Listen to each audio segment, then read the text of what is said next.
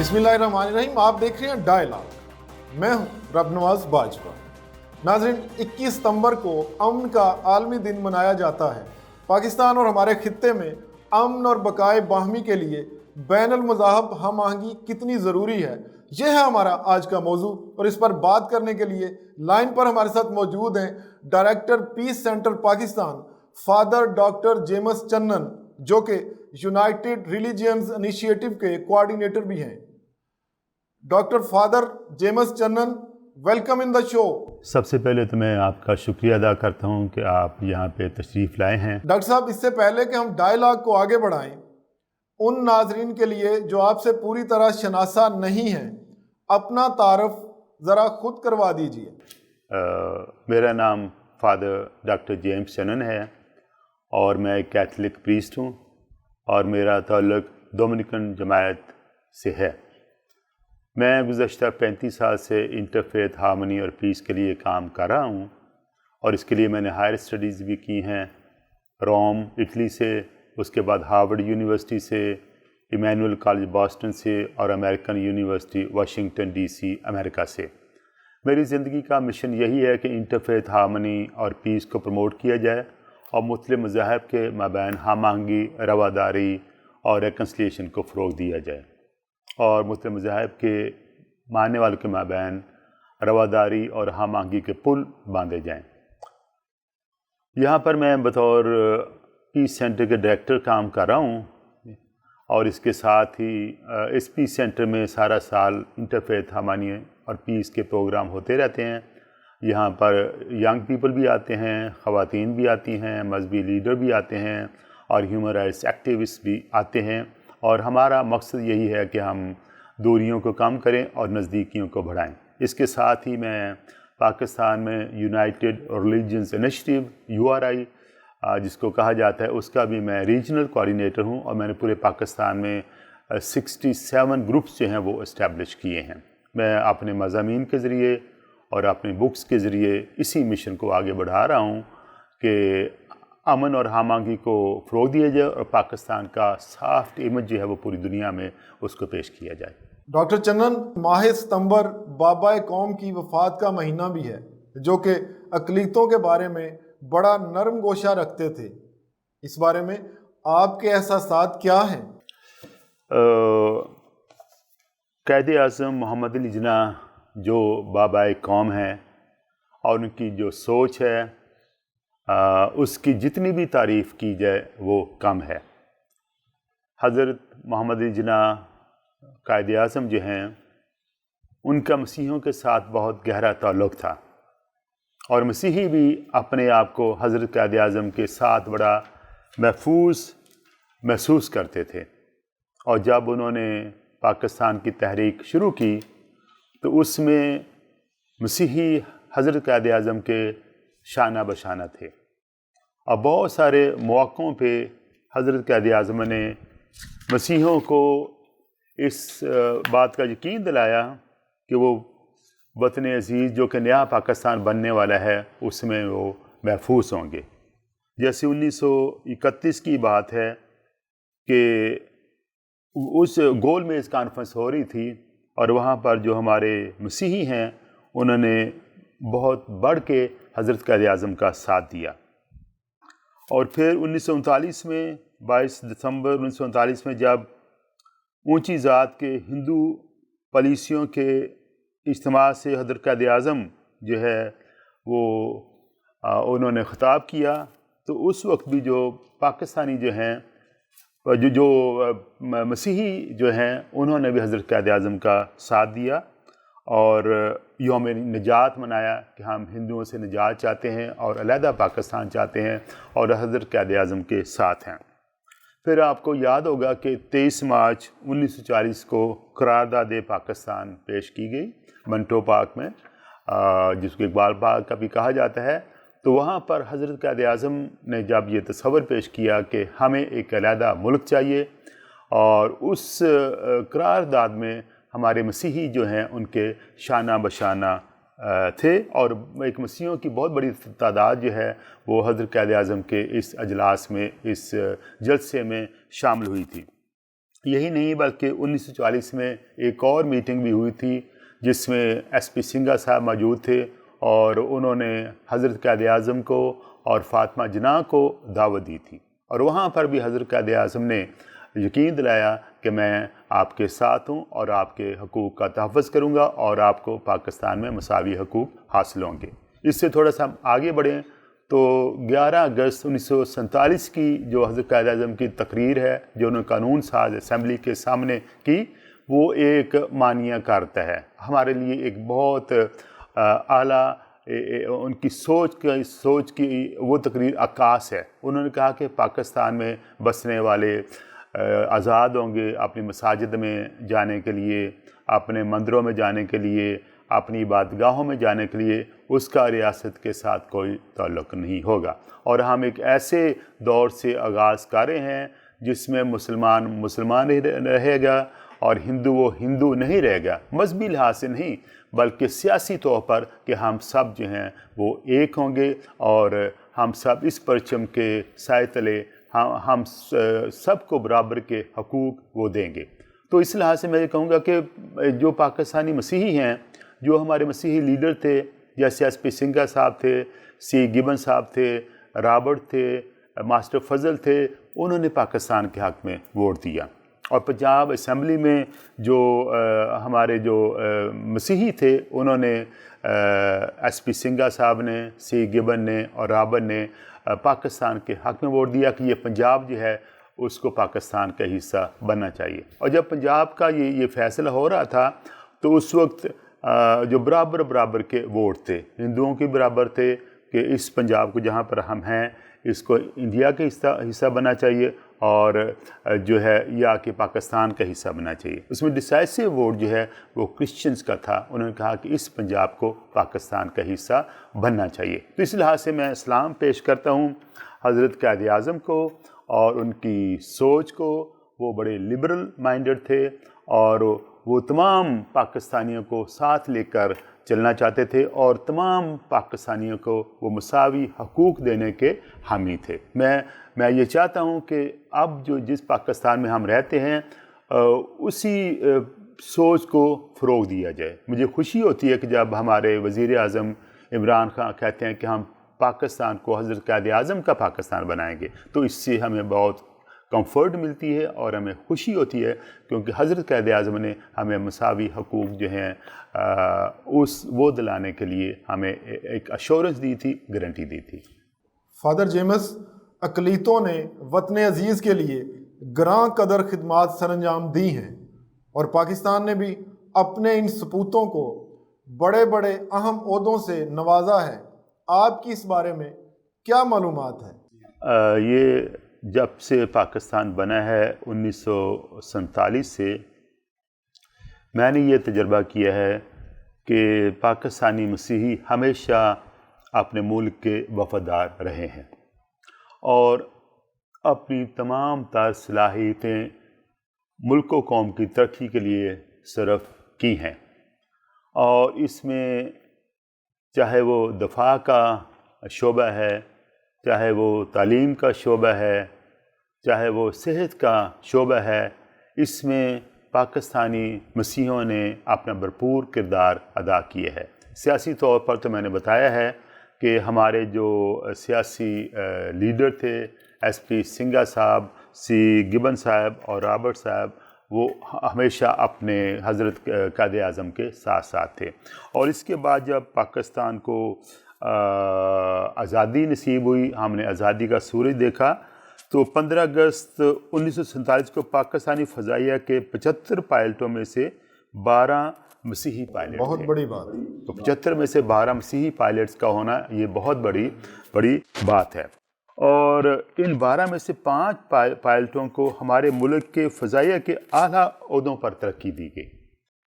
ان میں سے اے جی hall, air marshal اور ای وی ایم جے اوبرائن پاکستانی فضائیہ میں رہتے ہوئے ڈپٹی چیف کے اعلیٰ عہدوں سے سبکدوش ہوئے۔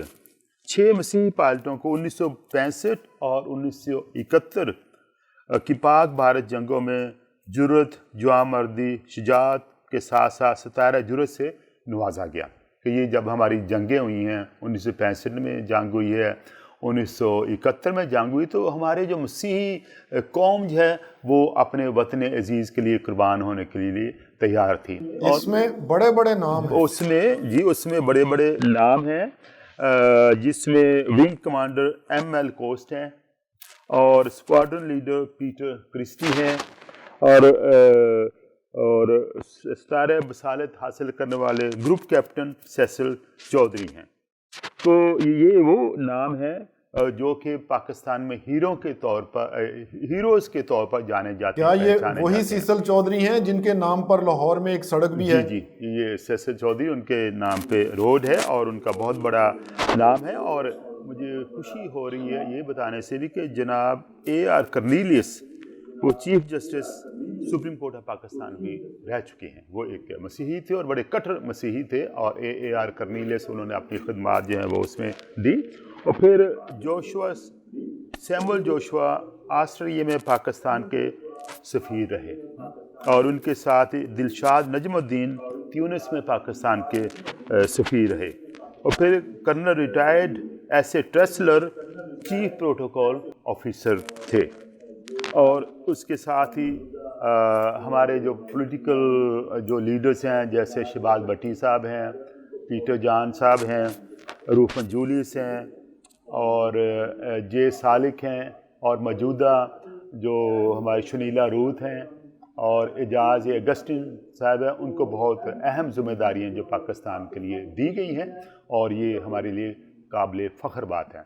مسیحی برادری نے شعبہ تعلیم میں بھی بہت سا کام کیا ہے, کیوں نہ اس پر بھی بات کر لی جائے, کیونکہ ملک میں متعدد بڑی بڑی شخصیات انہی کے اسکولوں سے فارغ التحصیل ہو کر صدر اور وزیر اعظم کے عہدوں تک بھی پہنچ چکے ہیں. ایجوکیشن کی بات کریں تو ایجوکیشن میں جو پاکستانی کرسچنز ہیں ان کا کوئی ثانی نہیں ہے. جب پاکستان آزاد ہوا 1947 میں, تو اس کے بعد جو بڑے بڑے اہم جو اسکول تھے وہ کرسچنز ہی چلا رہے تھے. جیسے جیزس میری کانوینٹ اسکول ہے کراچی میں, لاہور میں, مری میں. اسی طرح سے پریزنٹیشن سسٹرز کی کانوینٹ اسکول ہیں, جیسے مری میں ہے, راولپنڈی میں ہے, سرگودا میں ہے, جہلم میں ہے. اسی طرح سے جو پاکستان میں جو لسال بردرز ہیں ان کے بھی بڑے مشہور و معروف اسکول ہیں. لسال اسکول کراچی میں ہے, لسال اسکول ملتان میں ہے, لسال اسکول جو ہے وہ فیصل آباد میں ہے. اسکولوں کے ساتھ ساتھ جو ہمارے جو کالجز ہیں ان کی خدمات بہت ہی عظیم ہیں. جیسے سینٹ پیٹرک کالج کراچی میں ہے, مرے کالج جو ہے وہ سیالکوٹ میں ہے, اور گارڈن کالج جو ہے وہ راولپنڈی میں ہے, ایف سی کالج جو ہے لاہور میں ہے. اور اب ایف سی کالج کو تو چارٹرڈ یونیورسٹی کا بھی درجہ وہ دے دیا گیا ہے. اور یہ بڑے بڑے جو کالجز ہیں وہاں پر ہمارے پاکستان کی کریم جو ہے وہ تعلیم حاصل کر چکی ہے. اس میں پرویز مشرف صاحب ہیں, اس میں یوسف رضا گلانی صاحب ہیں, اس میں شاہ محمود قریشی صاحب ہیں, اور اس میں بے نظیر بھٹو بھی شامل ہیں. اور اس کے علاوہ جو پرویز الہی جو اسپیکر پنجاب اسمبلی ہیں وہ بھی ایف سی کالج کے ہی تعلیم یافتہ ہیں. اس طرح سے اور بہت سارے نام ہیں جنہوں نے ہمارے مسیحی اداروں سے تعلیم حاصل کی. لیکن افسوس کہ 1973 میں ہمارے بہت سارے جو اسکولز تھے, جو کالجز تھے, ان کو نیشنلائز. جی ہاں, وہ تو اوور آل نیشنلائزیشن پالیسی کا حصہ تھے. جی, اس کا وہ حصہ تھا. ڈاکٹر صاحب, موجودہ حکومت اقلیتوں کی ترقی کی پرزور حامی ہے, آپ کی ان کے اقدامات کے بارے میں کیا رائے؟ اس سلسلے میں یہ کہوں گا کہ ہماری جو موجودہ حکومت ہے, ہمارے جو پرائم منسٹر جناب عمران خان صاحب ہیں, اور اس کے ساتھ ہی صدر پاکستان عارف علوی صاحب ہیں, وہ منارٹیز کے لیے بہت سافٹ کارنر رکھتے ہیں. اور کئی بار وہ کہہ چکے ہیں کہ ہماری یہ سوچ ہے کہ پاکستان میں بسنے والی جو مذہبی منارٹیز ہیں, جس میں کرسچن ہیں, ہندو ہیں, سکھ ہیں اور زوریسٹرن ہیں, کہ ان کو برابر کے حقوق وہ دیے جائیں. اور میں اس میں خوشی محسوس کرتا ہوں کہ ہمارے جو وزیر اعظم ہیں وہ بڑا صاف کارنر رکھتے ہیں، اور وہ چاہے چرچز کی تعمیر ہو یا تعلیم کا شعبہ ہو یا کوئی اور، اس میں وہ خاص طور پر اقلیتوں کو اپنے ساتھ ساتھ لے کر چلنا چاہتے ہیں، اور ان کو ذمہ داریاں بھی دی ہیں. جیسے شنیلا روت ہیں، وہ انٹرفیتھ ہارمنی کمیشن جو ہے اس کی وہ ممبر ہیں. اس کے ساتھ اعجاز اگسٹین صاحب ہیں جو کہ پنجاب میں انٹرفیتھ ہارمنی اور مائنارٹیز افیئرز کے وہ پروونشل منسٹر ہیں.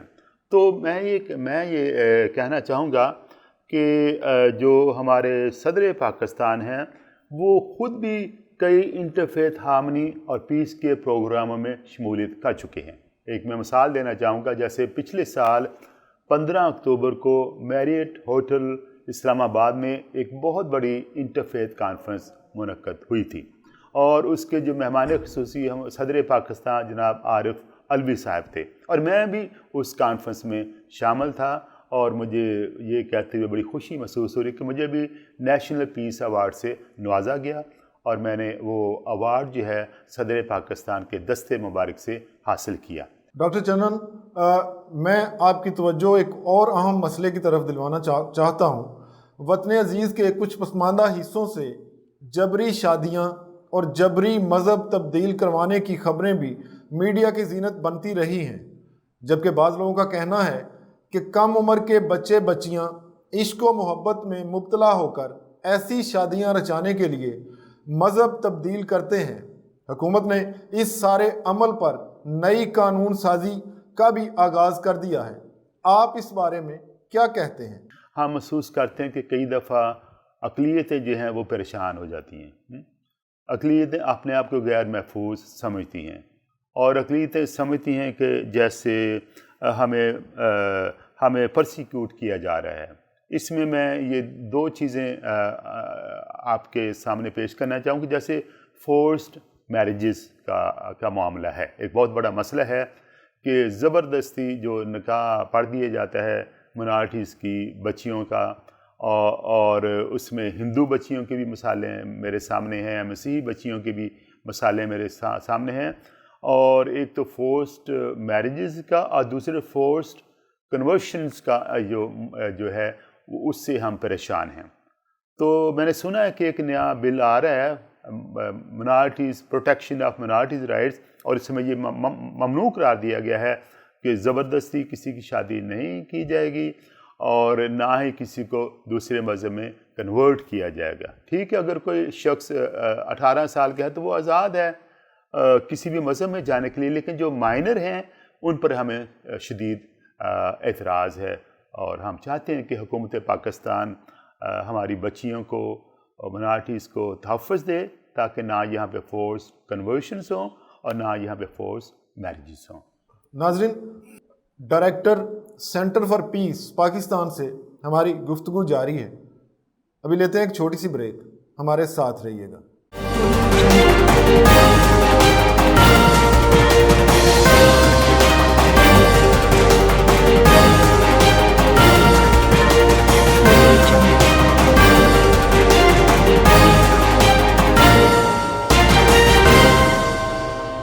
ویلکم بیک ناظرین. بات ہو رہی ہے امن اور بین المذاہب ہم آہنگی پہ. ڈاکٹر فادر جیمز چنن، میرا آپ سے سوال یہ ہے کہ حکومت نے سرکاری ملازمتوں میں 5% کوٹا اقلیتوں کے لیے مقرر کیا ہے، جبکہ ملک میں اقلیتوں کا تناسب 5% سے کم ہے. آپ اس کو کس نظر سے دیکھتے ہیں؟ یہ جو گورنمنٹ نے جو جاب کا جو کوٹا مقرر کیا ہے یہ بہت خوش آئند ہے، اور جو میری آبزرویشن میں آیا ہے کہ اس جاب جو کوٹا مقرر کیا گیا، پہلی بات یہ ہے کہ پاکستان میں مسلمانوں کی تعداد جو ہوتی ہے 96% ہے، اور اس میں 2.2% وہ ہندو ہیں، اور 2% کے قریب جو ہے وہ کرسچنس ہیں، اور باقی چھوٹی چھوٹی منارٹیز. تو اس وجہ سے پاکستان میں منارٹیز کا جو تناسب ہے وہ 4% ہے. اور یہ گزشتہ حکومت کو یہ کریڈٹ جاتا ہے کہ انہوں نے قانون پاس کیا تھا کہ پاکستان میں منارٹیز کے لیے 5% کوٹا ہونا چاہیے اور ہر شعبے میں کوٹا ہو، چاہے وہ افواج پاکستان ہیں، چاہے وہ تعلیم ہے یا کوئی اور شعبہ ہے۔ یہ پاکستانی منارٹیز کے لیے، مسیحیوں کے لیے اور مسیحیوں اور ہندوؤں کے لیے بڑی خوش آئند بات ہے۔ یہ اس وقت یہ حکومت تھی زرداری صاحب کی، پیپلز پارٹی کی حکومت تھی، اور اس وقت جو ہمارے شہباز بٹی وہ ہمارے federal minister for minorities affairs تھے، اور انہوں نے آصف علی زرداری کی حکومت میں یہ تجویز پیش کی تھی کہ سینٹ میں منارٹیز کی سیٹیں ہوں۔ پھر انہوں نے کہا کہ 5% جو کوٹا ہے منارٹیز کے لیے وہ ہو۔ پھر انہوں نے کہا کہ 11 اگست کو منارٹیز ڈے وہ منایا جائے۔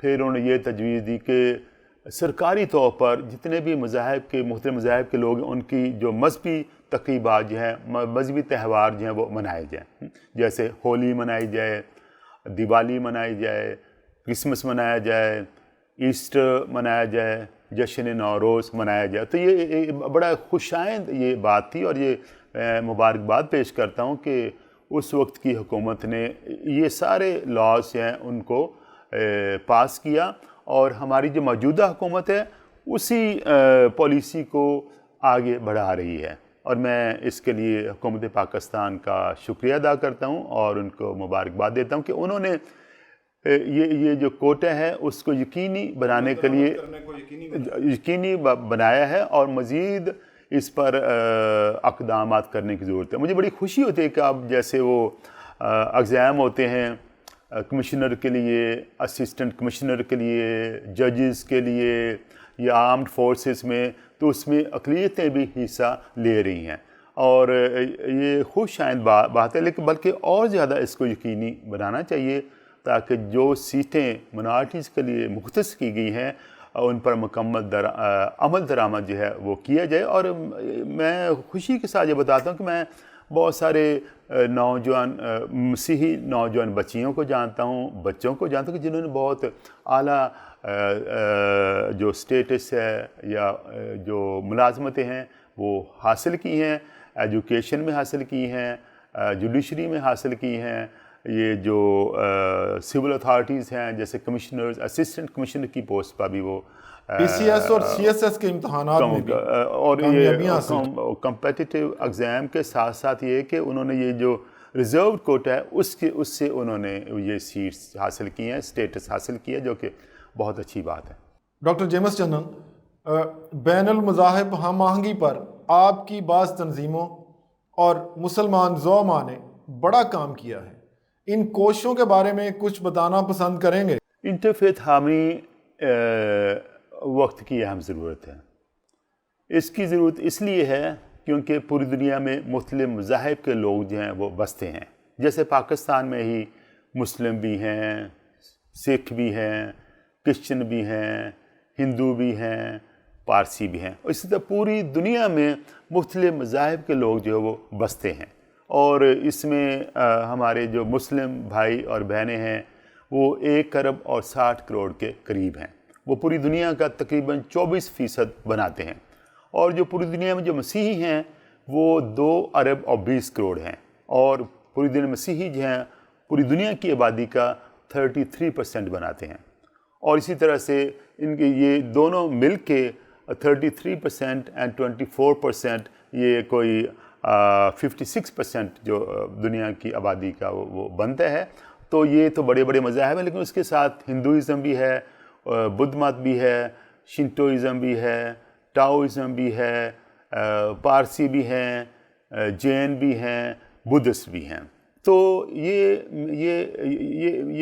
میری سوچ ہے، اور یہ میری کنوکشن ہے کہ دنیا میں اس وقت تک پائیدار امن قائم نہیں ہو سکتا جب تک مختلف مذاہب کے لوگ آپس میں مل کر رواداری کو اور ہم آہنگی کو فروغ نہ دیں۔ اسی سوچ کو سامنے رکھتے ہوئے پوری پاکستان میں اور پوری دنیا میں انٹرفیتھ ہارمنی اور پیس کی بات ہو رہی ہے۔ میں اس میں خوشی محسوس کرتا ہوں کہ میں گزشتہ 35 سالوں سے اس فیلڈ میں ہوں، اور میں نے پاکستان میں 67 گروپس جو ہیں وہ اسٹیبلش کیے ہیں. وہ یونائٹڈ ریلیجنس انیشیٹو کے گروپ ہیں جو کہ کراچی سے لے کر خیبر تک ہیں, کوئٹہ سے لے کر آزاد کشمیر میں بھی ہمارا ایک گروپ ہے. ڈاکٹر چنن, بین المذاہب ہم آہنگی کے سلسلے میں دنیا کے دیگر ممالک میں آپ کا کیا کردار رہا ہے؟ خدا کا بے شکر گزار کہ اس نے مجھے یہ موقع دیا ہے. میں کوئی 60 ملکوں میں جا چکا ہوں, اور گزشتہ 10 سالوں سے میں UN کے جو ہائی لیول پولیٹیکل فورم جو ہوتا ہے جولائی میں, اس میں بھی میں شرکت کرتا ہوں. تو وہاں پر ایک بہت عظیم سما ہوتا ہے کہ ایک ہی چھت کے نیچے 195 ممالک کے امبیسیڈرز بیٹھے ہوتے ہیں, نمائندے بیٹھے ہوتے ہیں, اور مجھے بطور آبزرور میں وہاں پہ جاتا ہوں, اور یہ مجھے بڑی خوشی محسوس ہوتی ہے. اور UN کا بھی ایک جو بڑا مقصد ایم جو ہے وہ ہے انٹرفیتھ ہارمنی اینڈ پیس. جیسے 21 سپٹمبر کو انٹرنیشنل ڈے آف پیس ہے, اور اس کا اعلان جو ہے وہ UN نے کیا, اور اسی مناسبت سے ہم بھی یہاں پر ایک تقریب کریں گے انٹرنیشنل ڈے آف پیس منانے کی. اور UN نے جو فروری کا پہلا ہفتہ ہے 1 سے 7 فروری تک, اس میں بھی یہ کہا ہے, بلکہ ایک ریزولوشن جو ہے وہ پاس کیا ہے کہ پوری دنیا میں انٹرفیتھ ہارمنی ویک جو ہے وہ منایا جائے. تو جو میری خدمات ہیں, اور یہ ان 4 بکس بھی میں نے لکھی ہیں. یہ انگلش میں بک لکھی ہے path of love call for interfaith harmony, اور اس میں میرے مضامین وہ ہیں جو کہ پوری دنیا میں پبلش ہو چکے ہیں. جرمنی سے پبلش ہوئے ہیں, اٹلی سے پبلش ہوئے ہیں, فن لینڈ سے پبلش ہوئے ہیں, امریکہ سے پبلش ہوئے ہیں, جاپان سے پبلش ہوئے ہیں, and so on and so forth. اور صرف انگلش میں ہی نہیں بلکہ مختلف زبانوں میں بھی, جیسے یہ عربی زبان میں بھی, رشین میں بھی, چائنیز میں بھی, جاپنیز میں بھی, جرمن میں بھی, اٹالین میں, فرینچ میں, اسپینش میں.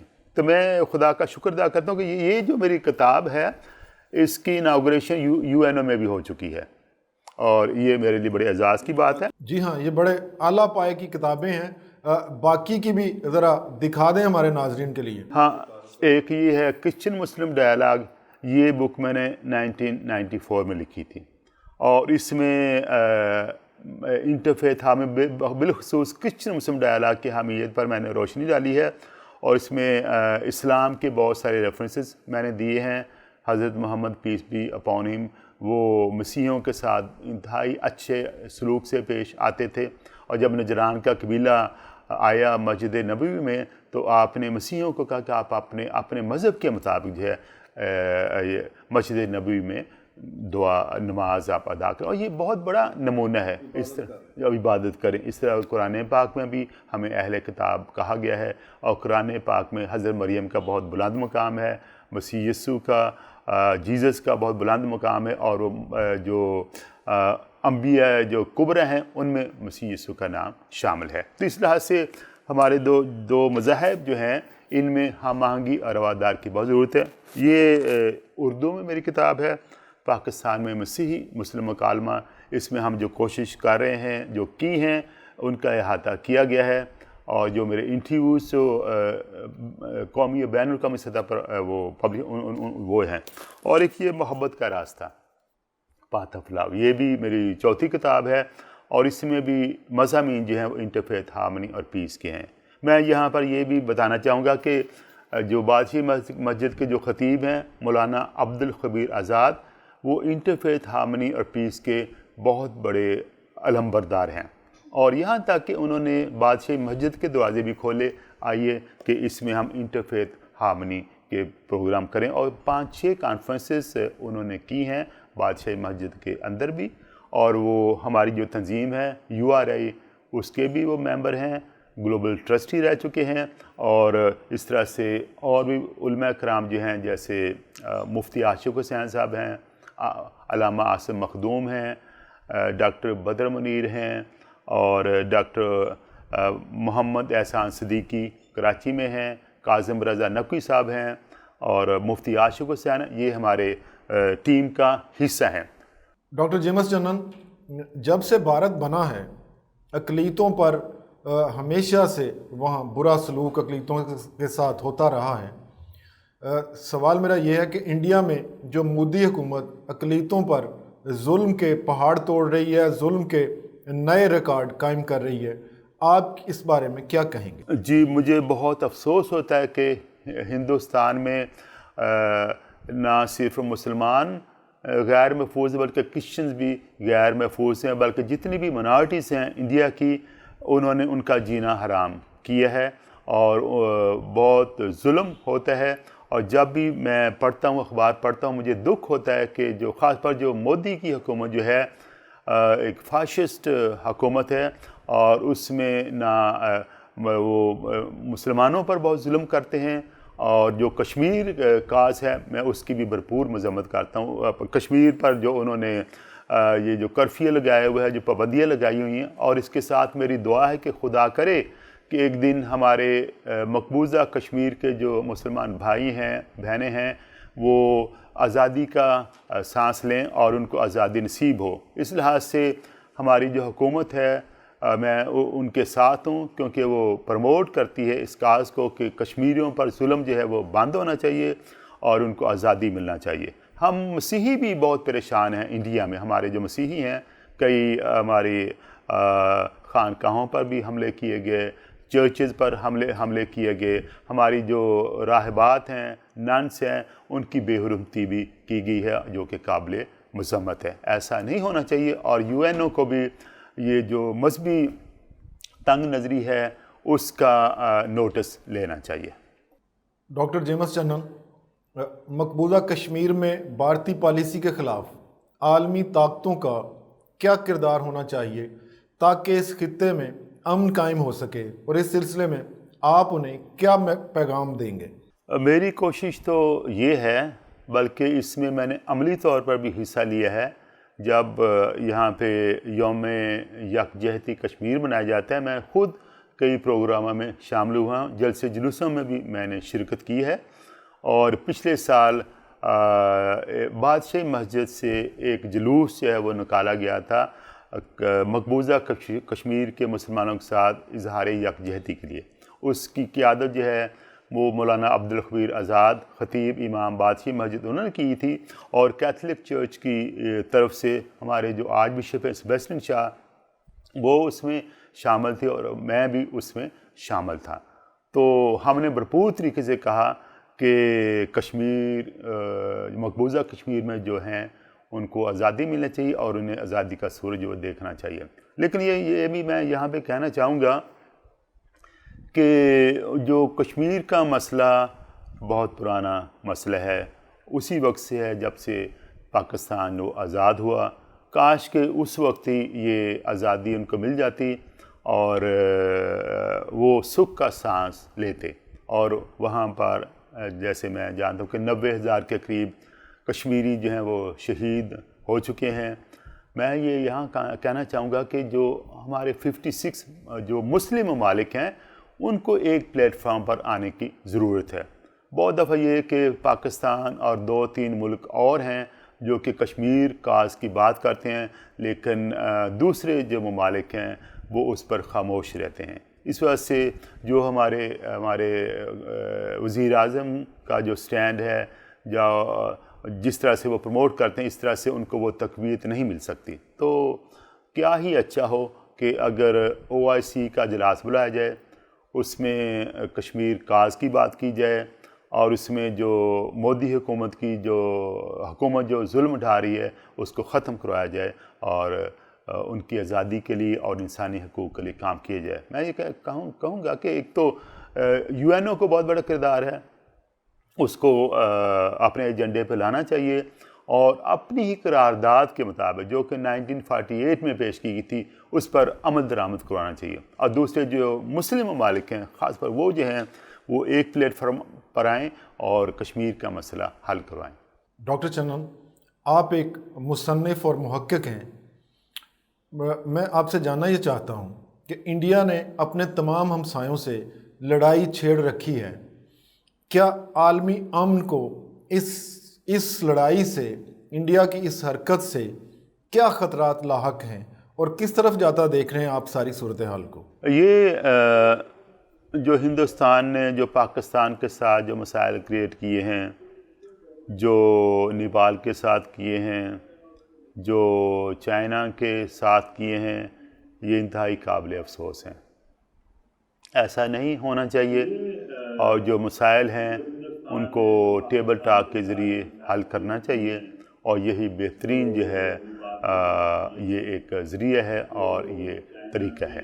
جیسے میں تو یہ بھی کہوں گا کہ پاکستان اور انڈیا مل بیٹھ کے ڈائلاگ کے ذریعے کشمیر کا مسئلہ جو اس کو حل کریں۔ میں یہ سمجھتا ہوں کہ جنگیں جو ہیں مسائل کا حل نہیں ہیں۔ جنگیں جو ہیں بہت ساری بربادی کا باعث بنتے ہیں، اور خدا نہ کرے جیسے پاکستان بھی ایٹمی طاقت ہے، ہندوستان بھی ایٹمی طاقت ہے، چائنا بھی ایٹمی طاقت ہے، خدا نخواستہ اگر کوئی جنگ ہوتی ہے تو کچھ بھی نہیں بچے گا۔ تو اس لیے جہاں تک ہو سکے جنگ سے اجتناب کیا جائے، اور یہ جو مسائل ہیں پاکستان کے اور انڈیا کے اور چائنا کے، انڈیا کے اور نیپال کے، وہ پرامن طریقے سے ڈائلاگ کے ذریعے ان کو حل کیا جائے۔ لیکن یہ جو ہندوستان جو ہے یہ جو دہشت گردی کرتا ہے اور دہشت گردی کو فروغ دیتا ہے، آئے دن لائن آف کنٹرول پہ ان کی طرف سے بمباری ہوتی رہتی ہے، ہمارے بہت ساری قیمتی جانیں اس میں شہید ہوئی ہیں اور بہت سارے زخمی بھی ہوئے ہیں۔ ایسا نہیں ہونا چاہیے، اور مجھے فخر ہے کہ ہمارا دفاع جو ہے وہ بہت مضبوط ہے، اور افواج پاکستان بہت مضبوط ہیں، تو یقیناً یہ ملک کا دفاع کرنے کی بہت اچھی اور اعلیٰ صلاحیت رکھتے ہیں۔ لیکن اس کے ساتھ میں چاہتا ہوں اچھا ہوگا کہ جنگ کی بجائے امن کو فروغ دیا جائے، اور جس طرح سے انٹرنیشنل ڈے آف پیس بھی منایا جا رہا ہے UN کی طرف سے 21 سپٹمبر، پوری دنیا میں امن کی کوششوں کو فروغ دیا جائے، اور امن کی فاختہ جو ہے وہ اڑتی رہے، اور جو جنگ کے بعد جو ہیں وہ چھٹے رہیں۔ Father doctor James Channan, director centre for peace Pakistan, coordinator united religions initiative, میں ڈائلاگ کی ٹیم کی طرف سے آپ کا شکریہ ادا کرتا ہوں۔ اور میں بھی آپ کا بے حد شکر گزار ہوں کہ آپ نے اپنا قیمتی وقت دیا ہے اور آپ یہاں پہ تشریف لائے ہیں، اور میری طرف سے آپ کا بہت شکریہ، اور پاکستان زندہ باد۔ ناظرین، اسی کے ساتھ ہی آج کے ڈائلاگ کا وقت ختم ہوا۔ اجازت دیجیے، اللہ حافظ۔